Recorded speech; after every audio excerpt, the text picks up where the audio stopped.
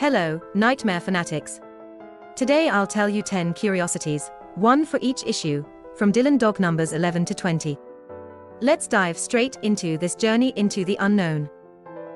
Number 11. In Diabolo the Great there's a small detail almost no one notices. At one point, Dylan looks through a book on ornithology titled Ornithology, written by a certain C. Parker. At first glance, it might seem like just a random name. But it isn't. C. Parker is a clear reference to Charlie Parker, the legendary jazz saxophonist and author of a track with that very same title, Ornithology. Number 12. Killer is inspired by a classic of genre cinema, James Cameron's The Terminator. Released just 3 years before this issue. The narrative dynamics and the appearance of the killer, resembling actor Arnold Schwarzenegger, star of Cameron's film, are unmistakably influenced by it. At the same time, the character of Rabbi Woodrow Allen Hund is a nod to Woody Allen, both in name and in looks, and even captures that distinctive Jewish humor found in much of his work. Moreover, in the final pages of the issue, on page 93, there's a clear visual homage to the 1920 silent film Der Golem, How He Came Into the World. Number 13. One of the most fascinating details of this issue lies in its cover, drawn by Claudio Villa. At first glance it seems perfect, but keen-eyed fans have noticed something extraordinary. The distinctive cloud pattern behind the moon reappears in other issues, as if Villa had left his own secret signature for observant readers. Number 14.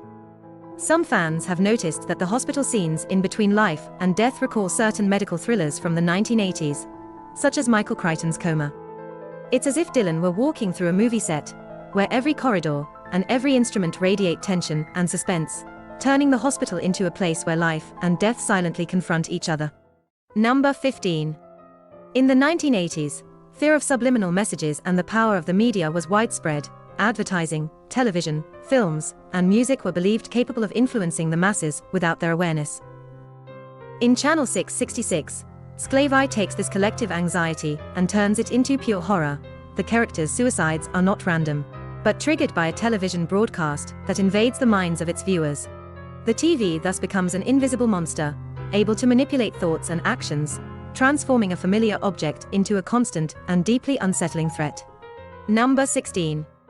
Some fans believe that several scenes set in the Castle of Fear are a visual homage to Hammer horror films of the 1960s. The exaggerated lighting, the narrow hallways, and the doors that seem to move on their own create such an eerie atmosphere that the castle itself feels almost alive. Number 17. The lady in black who appears in this issue, and also in the previous one, as the story is divided into 2 parts, seems to draw inspiration from the Milanese legend of La Dama Velata, the Veiled Lady. Legend has it that her spirit wanders between the Sforza Castle and Parco Sempion. The Veiled Lady is described as a beautiful woman dressed in black, perfumed with violets, whose passing warms the air during the cold winter nights of Milan. Her identity is unknown, but the legend says she roams the park searching for a man to keep her company. Once she finds a handsome young man, she takes his arm and leads him into a fantastical, morning-adorned mansion that appears suddenly amid the thick trees and thin mist.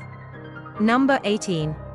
On page 23, Dylan Dog is seen leafing through the American horror magazine Fangoria, a clear meta-horror reference that links the comic to horror cinema, showing Dylan as both a scholar and participant of fear, blurring the line between fiction, reality, and genre culture. Also, on page 13, in the second panel, we see the leg of a man cut off at the knee, while a few steps away lies the rest of the leg, sawn halfway up the thigh. A mistake, perhaps. Number 19. Many fans note that Memories from the Invisible unfolds under a constant heavy rain that never seems to end.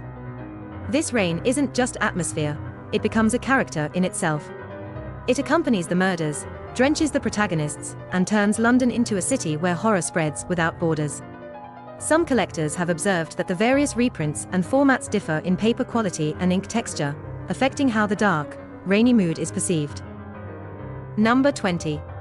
In From the Depths, the motel where some of the murders take place clearly recalls the Bates Motel from Alfred Hitchcock's Psycho. It's not just a setting, the issue plays with the same claustrophobic tension and dread as the film, with narrow corridors, suspended lights, and rooms that seem to watch the characters. Fans see this as a tribute to classic horror cinema, and a way to make fear feel more tangible and close. Bonus. Here's a detail few have noticed. In nearly all of the first 20 issues, Dylan never eats a proper meal. Between zombies, murders, and nightmares, he seems to survive on nothing but coffee and plot twists, a small, ironic touch that makes his daily routine anything but ordinary. We've explored one curiosity for each issue from 11 to 20. In the next episode, we'll continue with 10 more, from issues 21 to 30. The nightmare isn't over yet. See you in the next episode.